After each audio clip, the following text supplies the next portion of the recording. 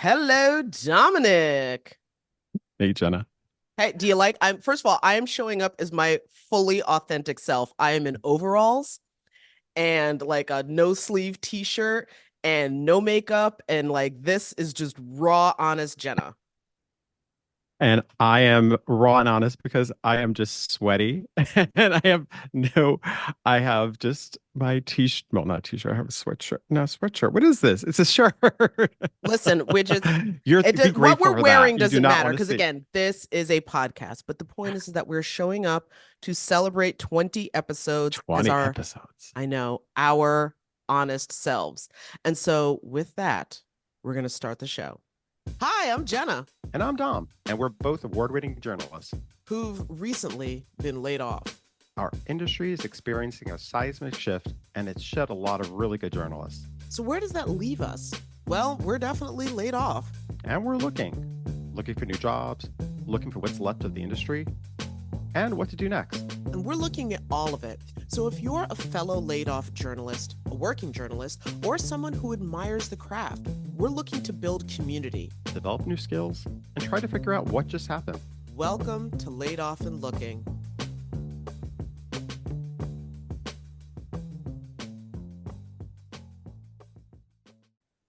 All right, so how have you been?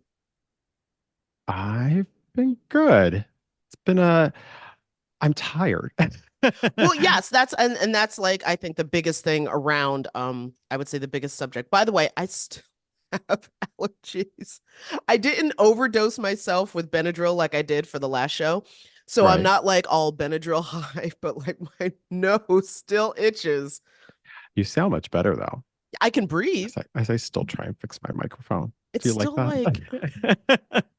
it's like pick one and then like sacrifice the other. Like you can breathe, but you're gonna be like scratching your nose all day. I know. Well, you sound so much better, so that's good. I feel so much better. How are you doing? I'm Well, I doing guess feeling better. yes, feel first and foremost feeling better.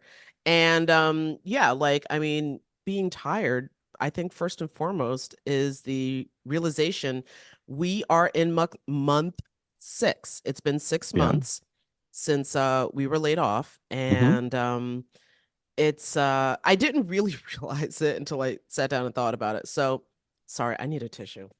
And actually, before you even get into that story, Yeah. I do want to say part of a sign, which we talked about this before too, part of a sign Ugh. about how tired we both are, was last week when you were going to Yale.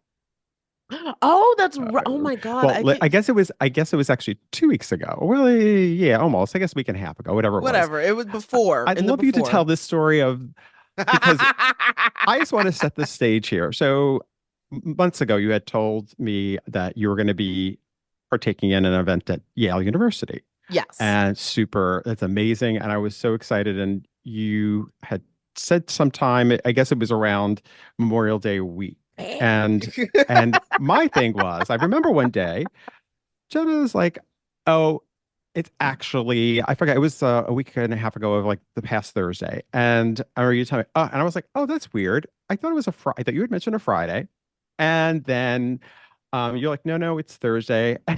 And I'd love for you to take over the story from there, Jenna. Okay, so I will begin at the beginning.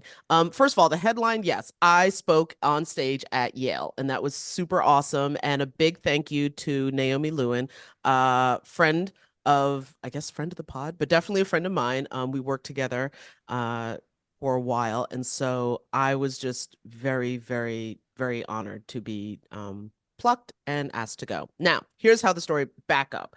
I don't know, sometime in Jesus, my nose, sometime in like maybe March or April or something like that. She reached out to me. We stayed in touch. I try to stay in touch with as many people as I can within reason. I mean, I'm only human. And she told me that she was putting together a panel about media for obviously an event at Yale. It was a her class was celebrating their 50th reunion. There we go. So it was a 50th reunion thing. And she was like, we need somebody to talk about new media.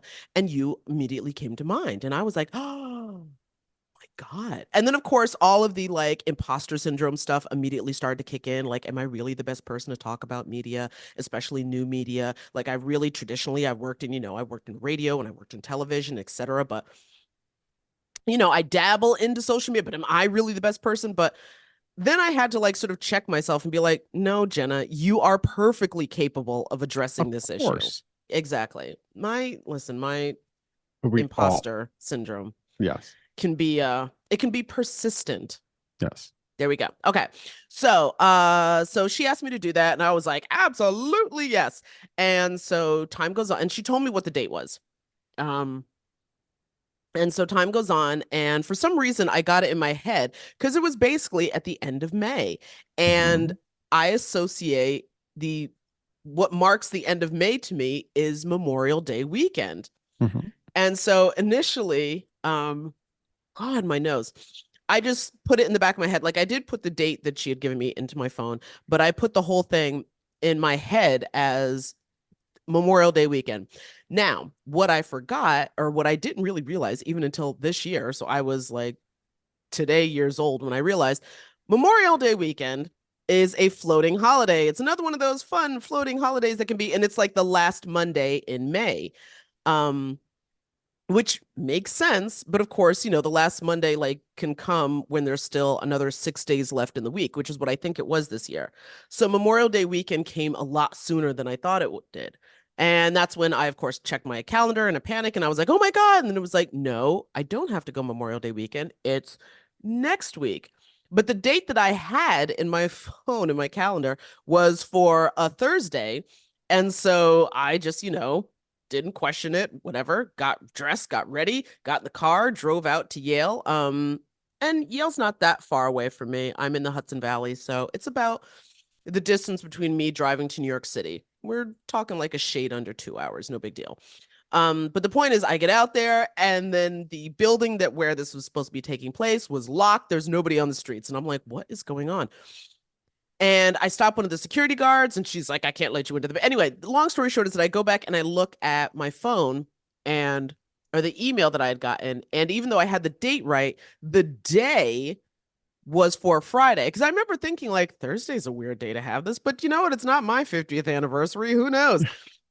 Or 50th reunion, I should say. So, anyway, so I get back in the car, I drive all the way back, and then the next day, get up, get dressed again, drive all the way out. And again, it's not that far. And yeah, I had an amazing time.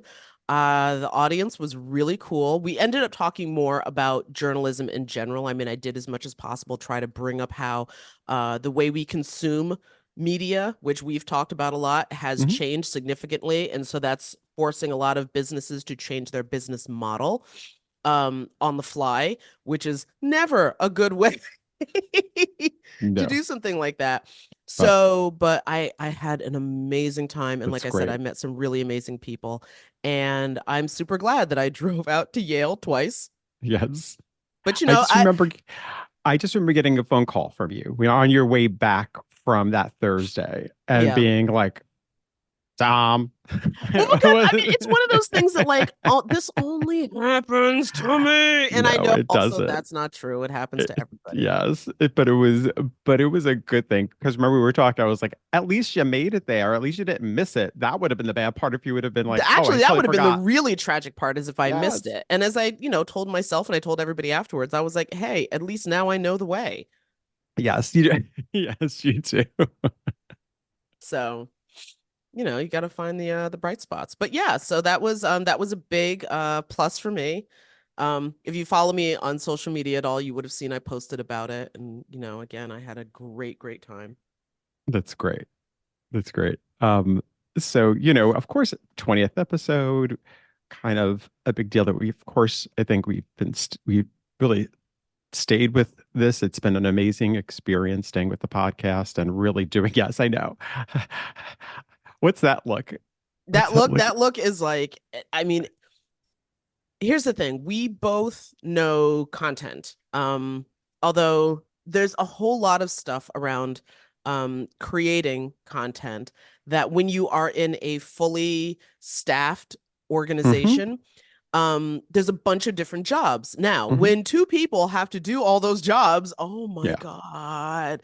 And again, it's not impossible. We have definitely learned that nothing is impossible.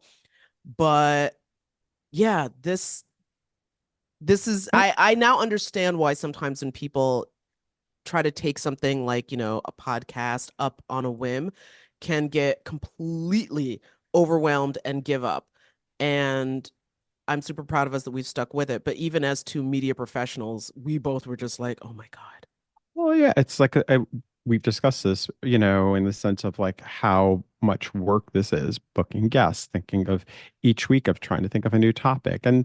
And it's a grind too. And it's a great grind because it's something obviously we're trying to build for ourselves into Yes. something. And initially of course when we started out with this, it was just a way to sort of help express what we were going through and we still are going through. But at the same point Hmm. too, now we're at a different level of trying to build something. So but it's definitely still, just like many people when doing their own business, right? So is or doing something on your own and getting on, it's a grind. Yeah. Well, I mean, and again, you would think that we knew that having come off of, a daily show, I but we didn't were on a daily show know. with a full staff. Yeah, it's a lot. And that It's, that makes a huge difference. I mean, Um, go yeah. ahead.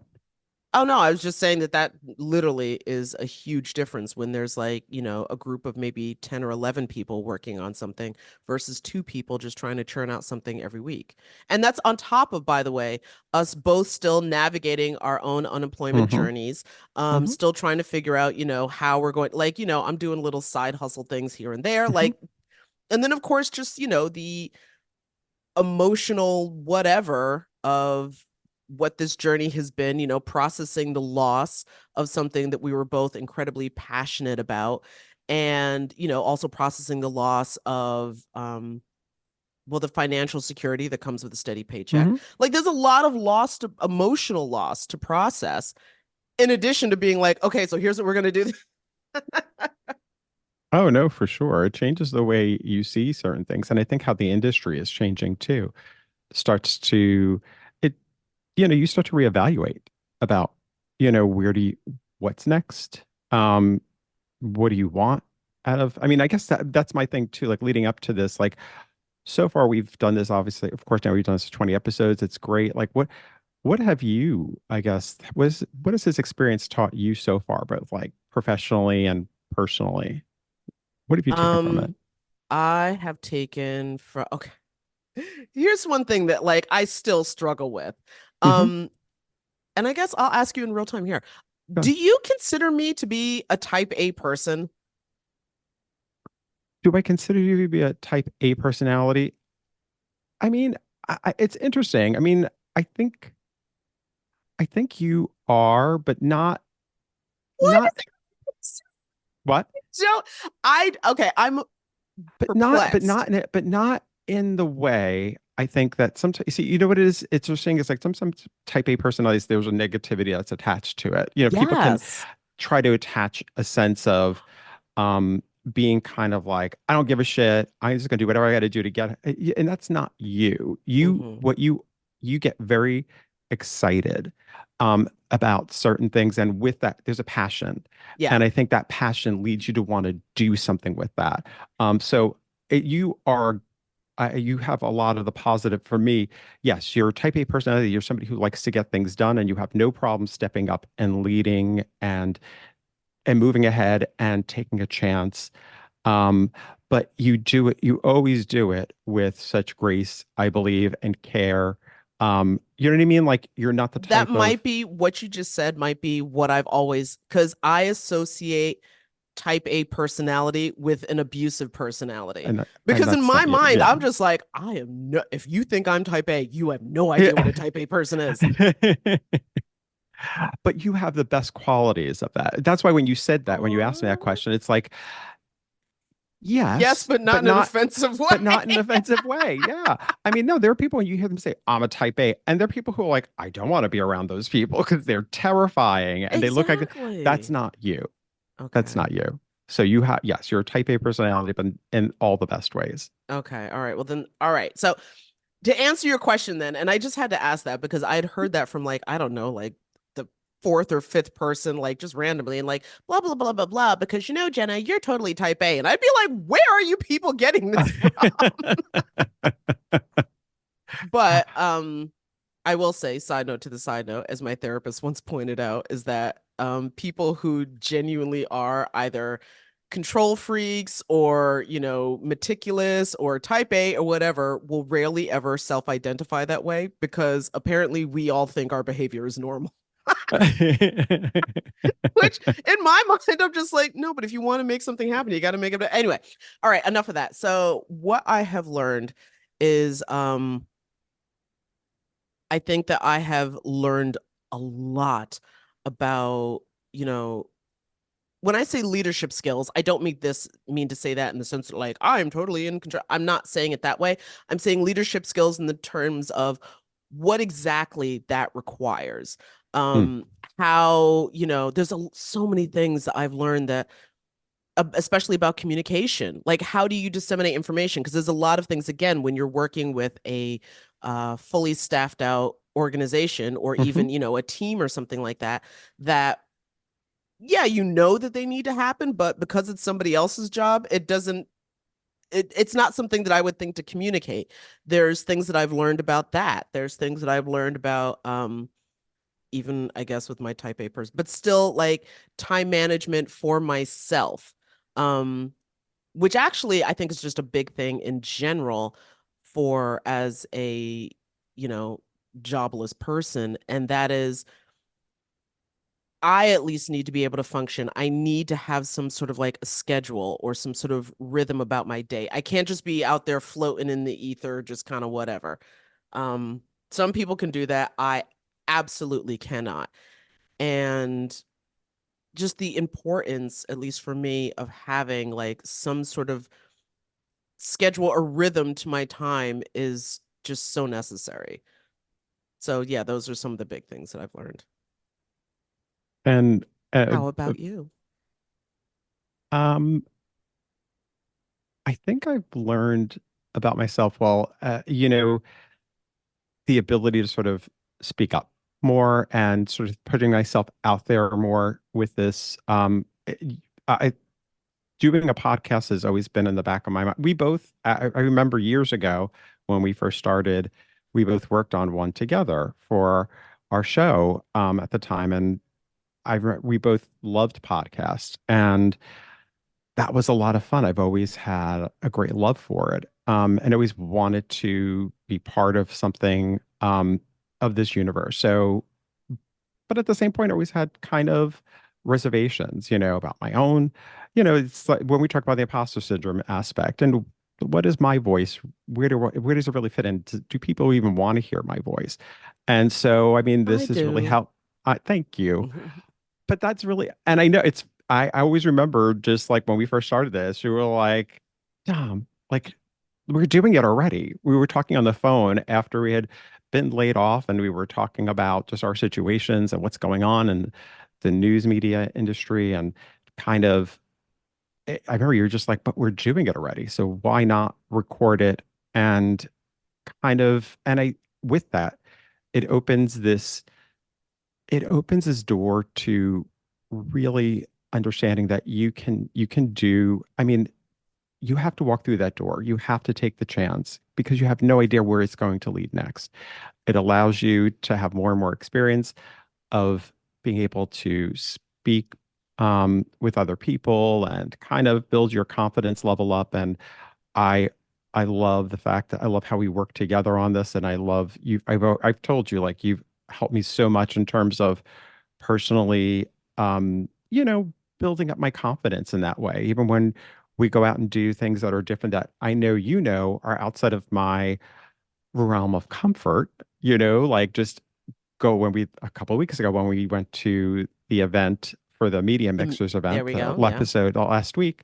Um, it's very different to talk to strangers in person versus I've gotten used to the Zooms. And even the Zooms still, like you're talking to a stranger for me, sometimes it carries this weight of I don't want to sound stupid asking that question, or am I going to be the person who, you know what I mean? Like, oh, I'm going to throw it all off, or and this has happened to me a couple of times, and I've told you sometimes with guests, I will have a question in my head, but because something else comes in my head, then all of a sudden I forget the question. I'm like rambling for like a few seconds, and I'm like, oh my goodness, I forgot what I was going to ask. Then I remember. And then it's so these are all things that I'm getting used to. So I so appreciate learning and kind of allowing myself to sort of just see where being excited about where it could go next and seeing the opportunities. And in turn of also not really,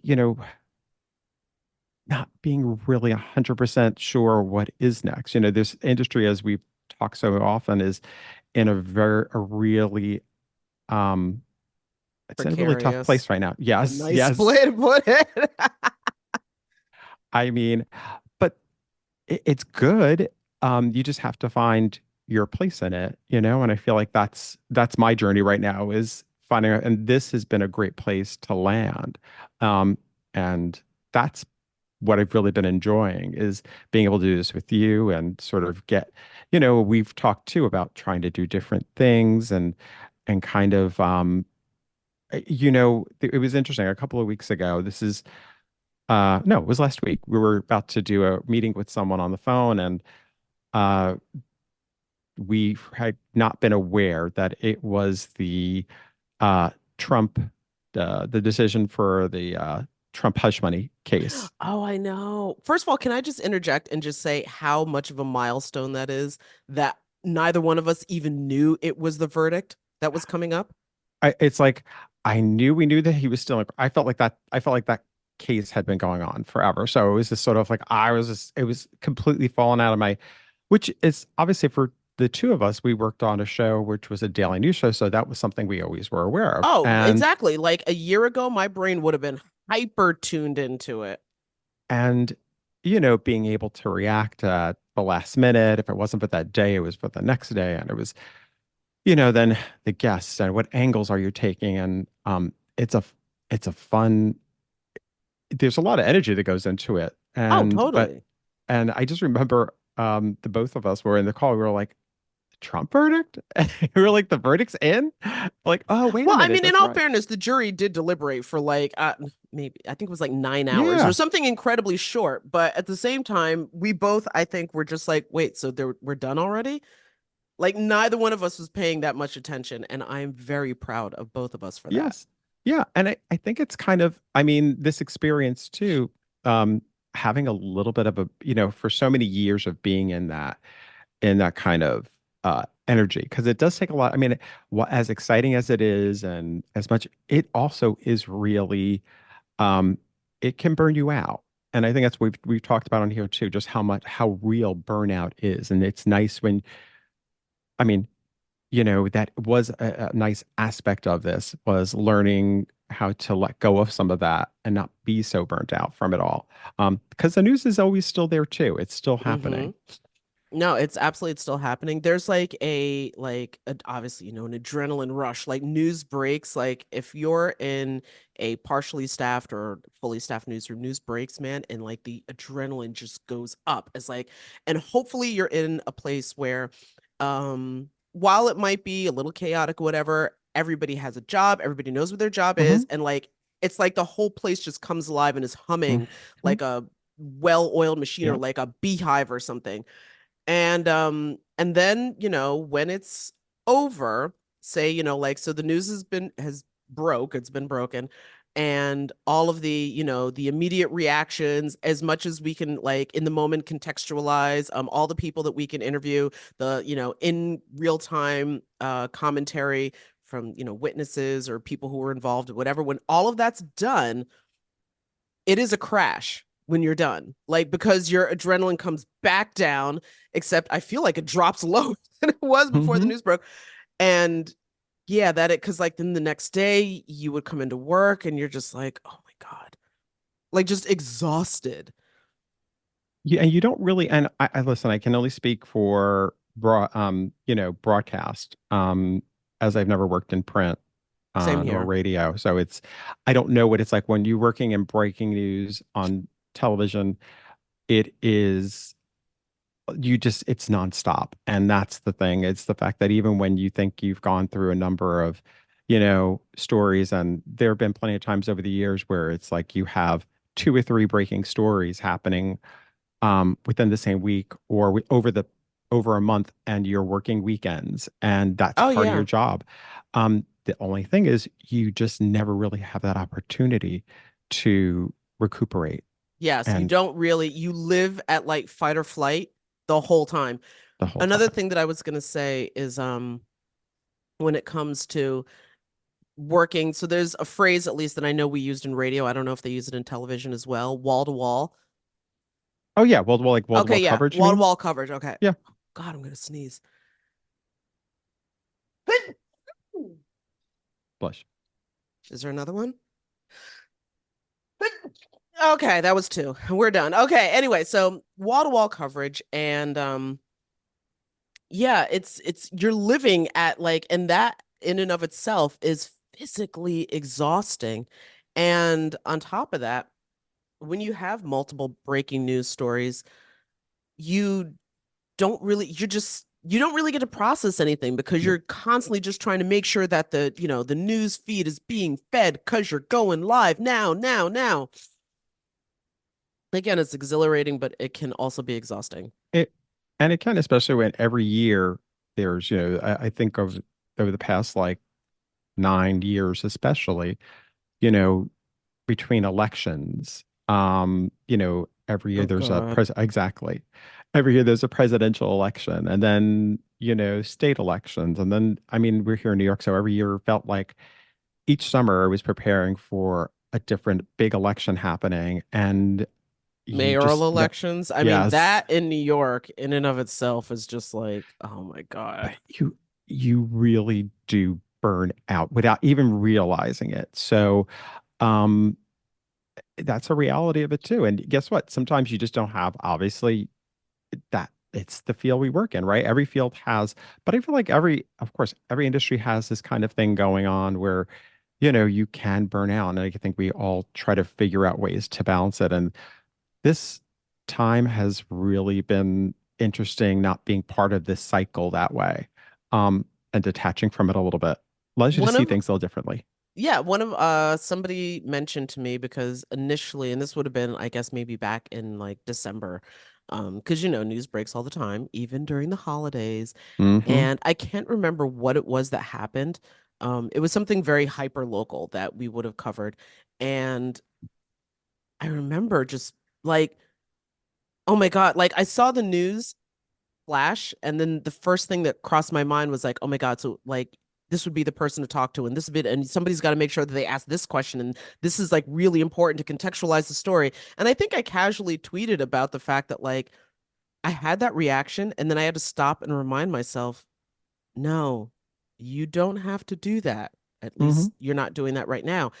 And one of, somebody on Twitter responded and they were just like, it takes a little while for that twitch to go away. Because for the first few, definitely weeks, well over a month, might have been the first few months after the layoff. Yeah. Like news would break and immediately my brain would just shift into like, breaking news coverage zone, like this is what we need to Hmm. do. And even when we started the podcast, and I think we talked Hmm. about this initially, we had stories that we were just like, oh my God, we got to get on this, we got to like address this and be like, okay, Hmm. so we're not going to talk about this week, but next week, da, da, da, da. And it took a while to be like, no dude, this is a different animal, you do not have to treat it that way. Exactly. It and you could, and I think there's a really good aspect to this too, because again, stepping away allows you to see things in sometimes different ways. Sometimes when you're working that way, you're you just are in this like hamster wheel of this, just constantly just churning out, and you burn out, and then you're just kind of like on this of way of just continually working on this story. But at the same point, stepping away from it allows you to absorb things a little bit differently. Yeah, Not just saying about the story itself, but I think just how it impacts each of us personally. yeah, And I think something when you're working in news, sometimes you fail to see that, because you're so much about trying to at least, distance yourself from that personal level of the story. And how it doesn't, certain stories do impact us, but then there are some that you are like, I'm putting out this story and I'm letting people sort of judge for themselves how they see this, what they take away from this. But yeah, this, I have to say that was really interesting because I was just like, oh wow, I didn't realize that story was out there. And it was nice to afterwards not have to be on top of that story for the next. You know what I've learned is news will again, news will always be out there. The information will always be out there. You don't have to be on top of it every second of the day in order to really understand it. If When that you're makes not, no, when you're not working it working in it, yes. And that's one of the things that like I didn't understand from my friends who would be like, I didn't follow the news. I just can't anymore. And I'm like, wait, what? But now I understand. Now, this doesn't mean that I don't, continue to follow stuff. There's still right. like even right before we started, I got a push notification, something else about the Diddy story. So, and of just as a child of the 90s, I am very curious to see how all of this plays out. This is, I think, not just as a child of the 90s, but as a Black woman who was a Black girl in the 90s, seeing how this particular narrative plays out, I am very, very curious and invested in. But, it's like I still follow all of my reporter friends Mhm. on Twitter and stuff like that. So I'm aware of the, let's say, shenanigans of New York City's current mayor. But am I like as into the minutia of no, no. And it's nice. Well, it's nice, but there's a difference between being informed and then I think being overly sort of you can be you can just there can be this oversaturation of information.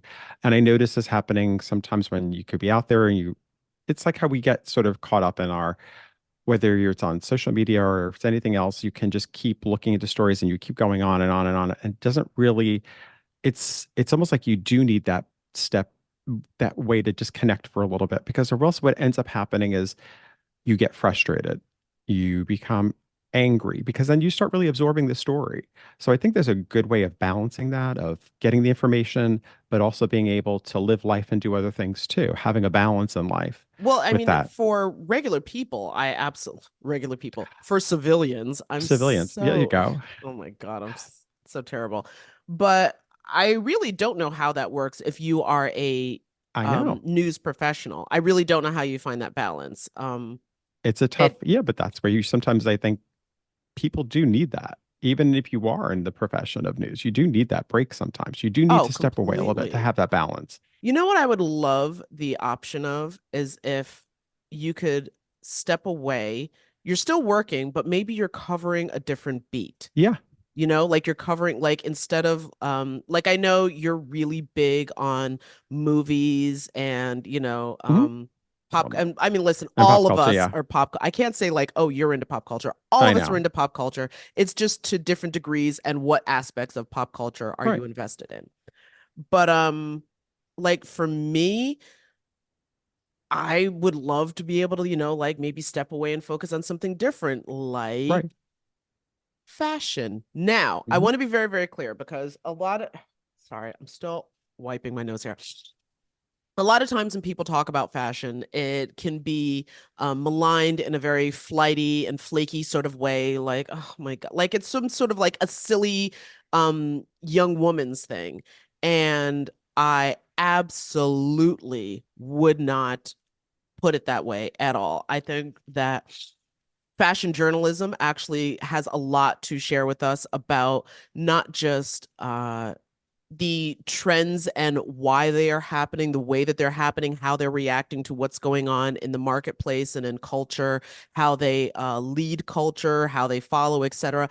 But also just how the business side of that industry works, which is, it's a multi-billion-dollar industry, Mhm. as we all learned in The Devil Wears Prada. And, all of that stuff. I'm seeing a lot of like one of the stories that I see a lot of now in fashion journalism that I find fascinating is there's a new crop of designers who are really making a push to do renewable work, to work with renewable materials because a lot of textiles, and again, something else that I learned from fashion journalism is that one of the worst textiles for the planet is unfortunately one of the ones I love to rock the most. Denim. Denim is absolutely not just the growing and the harvesting of the cotton, but the dyeing and the process of that is terrible. And of course, it is absolutely most of the toxicity of it is happening in, I can't remember which part of the world. I want to say somewhere in Southeast Asia. Again, showing my American ignorance on the topic, but again, that's something that I Hmm. never would have known about. So there's a lot more to fashion than just like, oh my God, this is the latest purse we're wearing. And I would love to be able to step away from like, local news and just do something else. And that's just a thought. I think that's 1,000% correct because I'm sure there are, um, it does, we've both been in the local news industry for a long period of time and very appreciative of it, love knowing what's going on in our communities. But you're right. Sometimes I think that's the thing too. We all have other interests, and sometimes those other interests in our lives are, also need to be explored. And you're right. Like for me, I love, film and television. I mean, I love consuming media and also going, the amount of shows that I love consuming on social that is so unusual to me. The fact that I'm watching shows online that are not part of broadcast or any kind of, they're just people's local content that they create. It's content creators who are out there making their own stuff and being able to watch it. It's interesting watching the habits, the viewing habits of the audience and how that's changing the industry. It's scary in some senses, um, but also really exciting. It's like I think it's really shaking up the industry as a whole. We're seeing it, of course, we've seen it because it's where we are in terms of journalism, but as we are all be very well aware of, it's in media in general. The media industry is just going through a lot because of, you know, how you create content, how many shows are being created, how many films are being created, how many, you know, How companies are people coming, are getting paid. how people are getting paid. The fact that you have some companies that are going to be using, this is off the top of my head because of what I had seen recently. Companies using AI to edit Hmm. their content, and that means they'll be hiring less editors. Like these are all things that are going to be really changing the industry as a whole. And it's so interesting because you don't know where it's going. And I was listening to a podcast where they were talking about, I guess, the big broadcast TV networks. And Okay. I haven't watched that in years, broadcast television. I've always watched, for years it's just whatever's on, the streaming platforms, or you put something on YouTube. But how they're talking about they started advertising for, for certain, um, it's like the ratings were always about from 18 to let's say 54 when there's two separate demos, but it pretty much goes from like 18 to 54 as a whole. I'm gonna say that's a And huge swing. I know it's like 18 to 34, then it goes like I think 34 to 54, something like that. And I think what's fascinating is just watching how those ratings that were so important for broadcast TV now are not as, I shouldn't say they're not as important, but they have to find a different way of selling to their advertising audience because of the fact that their audience is just generally a lot older. It's like 70. You know what I mean? Like, Well, and yeah, a lot of broadcast channels are, I think that's their real crisis point is, it's mostly older people. And how do you reach the next generation? so if Can you? that disappears, Which it will, time space and it continuum. will, but that's the thing. What impact does that have on everybody? The jobs that get lost, the amount of content that gets created. Does it go into more social? Using digital, yes, but even that's a place that people aren't really that sure about in terms of advertisers and how you monetize off of them and who has. It's so interesting because it's something that is really just getting sort Well, I of do sussed wonder, out. like, if that's, I mean, not if that is something that is definitely happening. And so, um, when you mention, just jobs that are lost in broadcasting, for example, Mhm. not for example, just period. say you shift to like more online stuff, that doesn't need to be done in a studio. And then Nope. now I'm thinking of all the people who work in a studio and all of those jobs get lost. Right. Like, and how do people handle that? Do you just start letting people retire and then never replacing them? Or do Well, you yeah. lay people off like we were? Like, And also those jobs really don't get, you know, filled back up. And so that means it changes the industry as to like what jobs do people want? What are they training for? It's just we're in this weird moment of where do we go? I would We're want to say evolving. though, yes, I would want to say though that for, again, as I'm thinking right now, for those jobs that could be lost, um, there is still a lot of like technique and expertise that a lot of those people have that you just can't, like, not everything can be done in a cell phone. And as somebody who, Hmm. does a lot with her cell phone, but not everything can be. Things like, thinking of more filming, for example, even if you're filming for a social media or something, I don't know, but still, like, being a videographer, that is a skill. Being a cinematographer, that is a skill. Like, those are still skills that are worth paying for. But I guess when I think of the jobs that would get cut, I'm thinking of people who are in charge who are like, great, we can do this even cheaper, and then just without giving any real thought to the degree of skill that you're just cutting in the name of cost cutting. I don't know. Or paying people less because there is a Oh, well, the higher new people, of course, saturation. get like paid less. But even for positions that are there, I mean, there might be some, of course, who command certain salaries, but I mean, I think it's interesting just to watch how this all where it's all going to go. And I think we're watching it happen in real time, which is uh, I don't know if we've ever been in this place before. So much is happening all at the same time. We've Yes. seen certain industries go through certain things at certain times, but this is something that's just happening to everyone at the same time. And so, um, yeah, I'm just really curious to see how it all plays out. And that interests me, because it's a changing industry and I it's mean, it always going to be interests me around. just as a consumer of media, but it also interests me as a media professional. Like, Yeah, you know, again, going back to one of our earlier conversations about how like one person cannot do 30 different jobs. right. I have developed a very, like in the movie, I have a very particular skill set, but I do have a very particular skill set. I'm really, really good at it, but it's pretty specific here. And it's not that I'm against obviously learning new things. I've been nothing but learning new things as we've Hmm. been working on this podcast project, but it's worth having people on a team who are, have honed different specialties, who are skilled in different specialties. Anyway, Yeah, I don't know. But then again, nobody knows. yeah. So, Yeah. Well, the other thing is, I guess,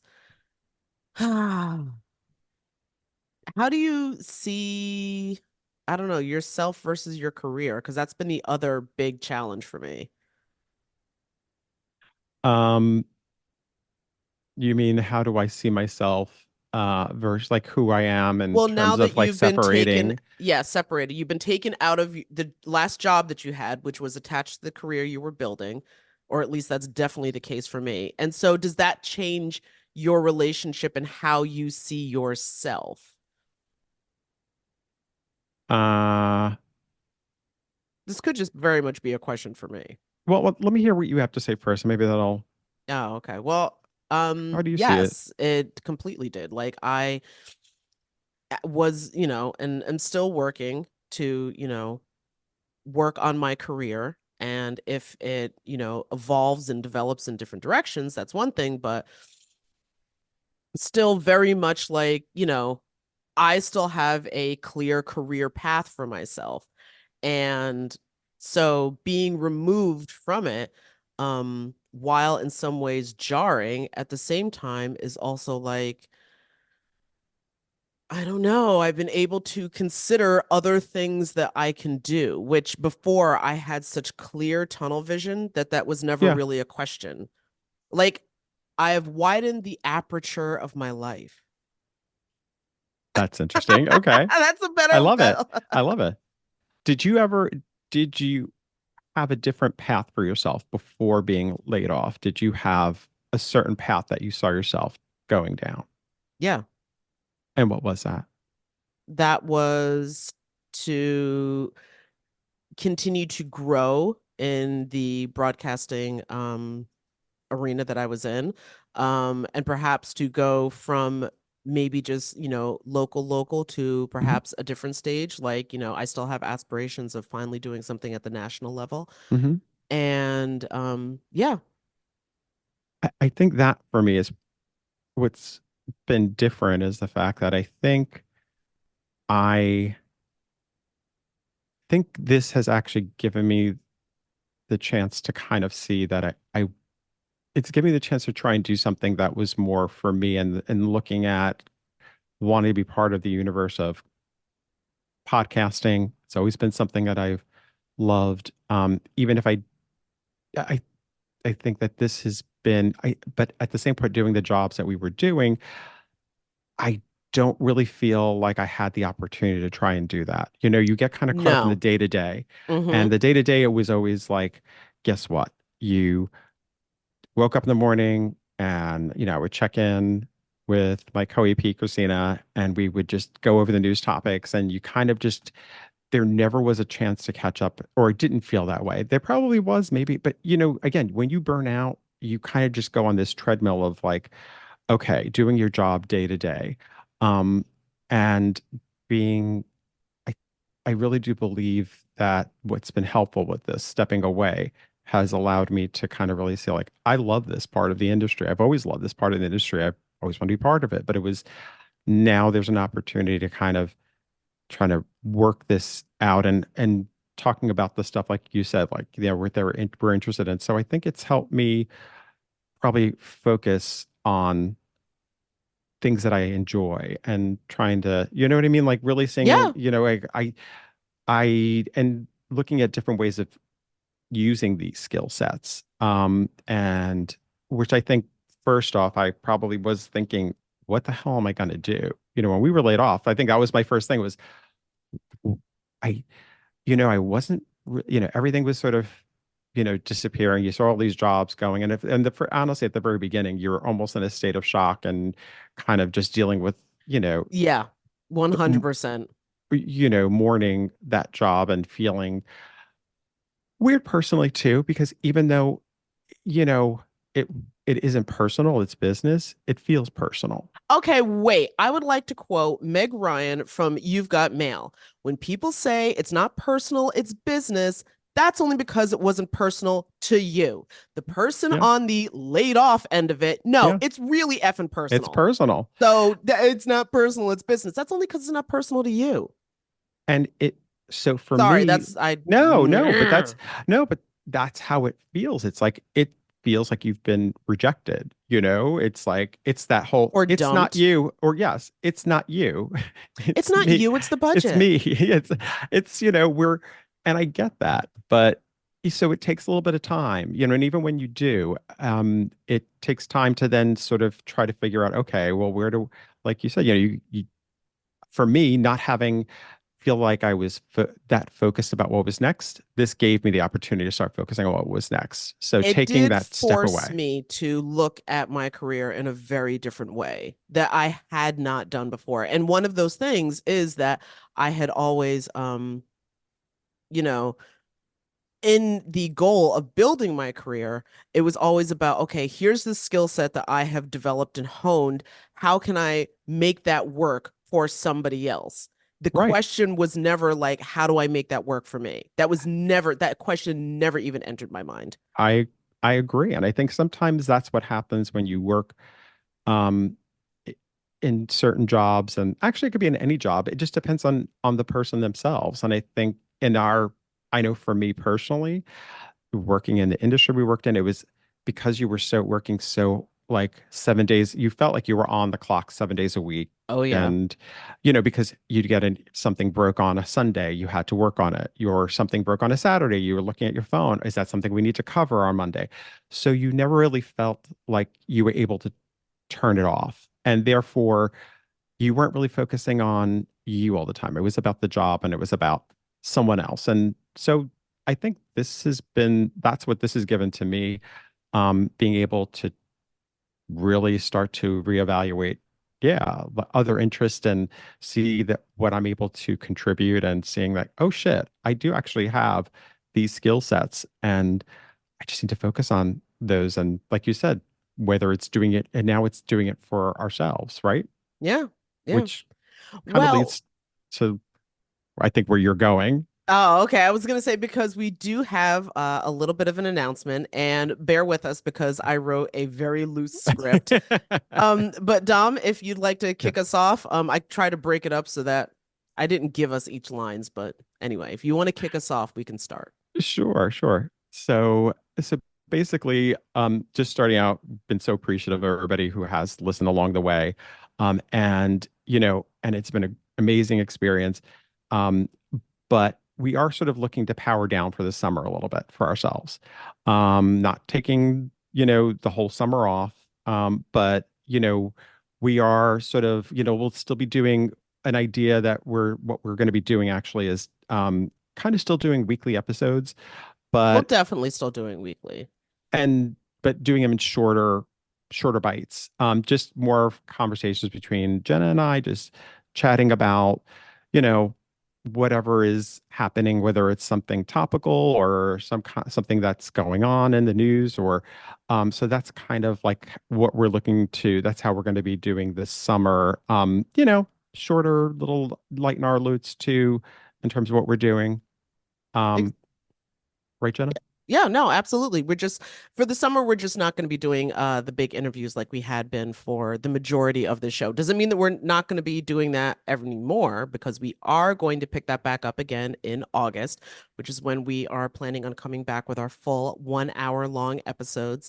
Um, but yeah, so and in the immediate term, we're going to be taking after this episode, we're going to take 2 weeks for both of us because in all fairness, what is it, we got laid off December 1st and we started this podcast End of late January. January, and so yeah, so we're gonna take 2 weeks to not do anything. I feel like this is gonna be more of a challenge for me than it is for Dom because I don't idle well. But that's 2 weeks, just 2 weeks where we're not going to do anything. And then, like Dom said, we'll be back with shorter episodes and conversations. Again, journalism covers a wide breadth of information. It's not just, the politics, which I'm sure this summer we will all be super saturated with, but there's other stories and storylines that are worth following. That can be anything from the serious to the silly. So we can come back and we will be back and we will be discussing some of those just as we work on pre-production, which officially our official day for the hour-long episodes will begin again August 23rd. And we met and we sort of went over some ideas that we had of cool We had a series lot we of wanted ideas, to. yeah. And we just realized that we need time to work on those ideas and, and not burn ourselves out and that way, and also still deliver I really good believe the content. professional term for that is pre-production. Sure. Pre-production. A- Pre-production, and still, and deliver really good content. So that's which our is that's key. our goal. That's number one. Yeah. So, so yeah, so take the next couple after this episode, we'll be down for 2 weeks, and we'll start back with our shorter conversations on June June 28th. 28th. Okay. That's right. So yeah, well, I want to say a huge thank you to everybody. Yes. Again, this is like a journey I did not see coming, and did not realize that I think in a lot of ways I needed. And so I want to continue building and developing and growing this with you, Dom.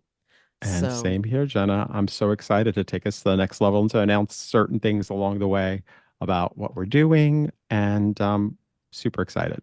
I'm super proud of us. I really Yes, am I am. because my God. Anyway, so yeah, but big thank you to everyone who's been listening. We really could not have gotten this far had, those of you who are tuning in and pressing play, hitting follow, hitting like, all of those little signs of support mean everything. So yeah, give us 2 weeks and June 28th, pew pew pew. We'll be back. Thank you, Jenna. Thanks for being there the whole time, and thank you for everything. I couldn't have asked for a better partner on this mission. You're the best. All right. All right. Bye, everybody. Laid Off and Looking is an independent podcast conceived of and created by Jenna Flanagan and Domenic Camia. Music provided by Jay Cowett, research by Lori Ruthenbucker. Reach out to us anytime at laidofandlookingpod@gmail.com. New episodes drop every Friday at noon.